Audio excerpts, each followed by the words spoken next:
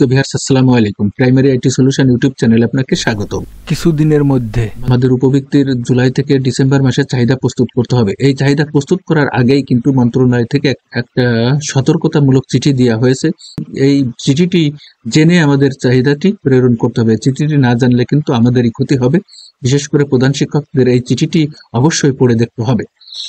তো আমি চিঠিটি এখনই আপনাদের দেখাবো। তো চিঠিটি দেখানোর আগে আপনাদের একটা রিকোয়েস্ট করতে চাই, আপনারা যদি এই চ্যানেলে নতুন হয়ে থাকেন তাহলে অবশ্যই চ্যানেলটি সাবস্ক্রাইব করবেন, আর অলরেডি যদি সাবস্ক্রাইব করে থাকেন তাহলে অসংখ্য ধন্যবাদ।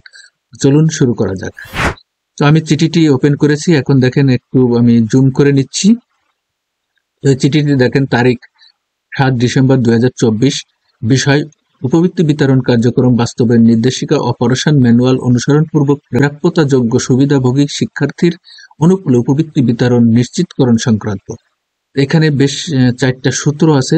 এই সূত্র কিন্তু আমি এখন পড়ে সময় নষ্ট করতেছি না, আমি চলে যাচ্ছি তার পরের অংশে। এখানে উপযুক্ত বিষয় ও সূত্রের পরিপ্রেক্ষিতে জানানো যাচ্ছে যে সূত্রোক্ত 1 ও 2 নং স্মারক মোতাবেক সরকারি প্রাথমিক বিদ্যালয়, পিটিআই সংলগ্ন পরীক্ষণ বিদ্যালয় এবং শিশু কল্যাণ ট্রাস্ট পরিচালিত প্রাথমিক বিদ্যালয়ে অধ্যয়নরত শিক্ষার্থীদের প্রাথমিক শিক্ষা উপবৃত্তির আওতাভুক্ত করা হয়েছে। উপবৃত্তি প্রাপ্তির ক্ষেত্রে শিক্ষার্থীর ন্যূনতম বয়স 4 বছর ও শ্রেণী কার্যক্রমের পাঠ দিবসের 85% উপস্থিতি এবং চতুর্থ ও অষ্টম শ্রেণীর শিক্ষার্থীর ক্ষেত্রে বার্ষিক পরীক্ষায় 40% নম্বর। এখানে ব্র্যাকেটে আছে বিশেষ চাহিদা সম্পন্ন শিক্ষার্থীর ক্ষেত্রে 33% নম্বর। এই শর্তগুলো কিন্তু আগেও ছিল, কিন্তু নতুন করে দেওয়ার কারণ হচ্ছে নিচের দিকে পড়লে আপনারা বুঝতে পারবেন। প্রাপ্তির শর্ত প্রযোজ্য। উপবৃত্তির অর্থ বিতরণের জন্য পিইএসপি এমআইএস সফটওয়্যারে প্রধান শিক্ষকগণ জন্ম মৃত্যু নিবন্ধন সার্ভার এবং এনআইডি সার্ভারের মাধ্যমে শিক্ষার্থী ও অভিভাবকের তথ্য ডেলিডেশন পূর্বক ডাটা এন্ট্রি ও চাহিদা এন্ট্রি করে থাকেন এবং AUEO/PEO কর্তৃক উক্ত ডাটা ও চাহিদা যাচাই বাছাই ও EUEO/PEO কর্তৃক অনুমোদন করা হয়ে থাকে।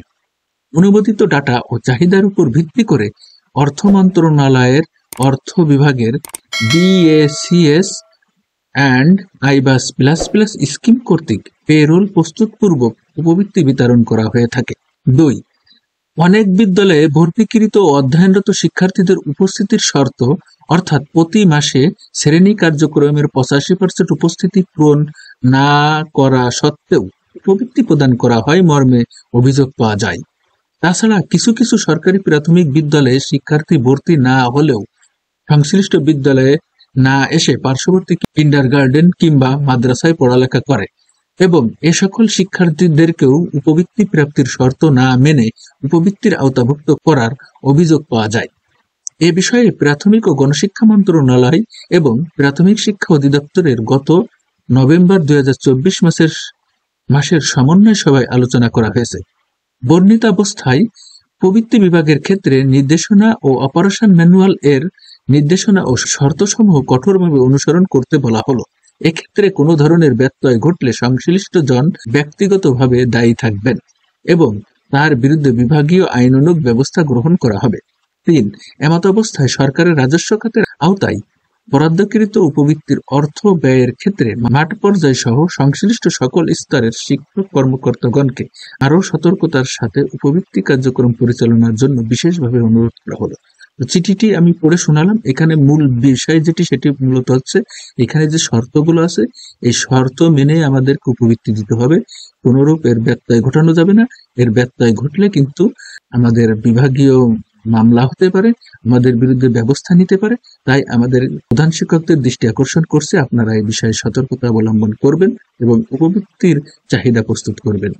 তো সবাইকে অসংখ্য ধন্যবাদ ভিডিওটি দেখার জন্য। ভিডিওটি দেখে যদি উপকৃত হয়ে থাকেন তাহলে অবশ্যই ভিডিওটি লাইক, কমেন্ট, শেয়ার করবেন। ভিডিওটি শেষ করার আগে আপনাদের সুস্বাস্থ্য ও মঙ্গল কামনা করছি। দেখা হবে নেক্সট কোনো ভিডিওতে, সেই প্রত্যাশায়। আসসালামু আলাইকুম ওয়া রাহমাতুল্লাহি ওয়া বারাকাতুহু।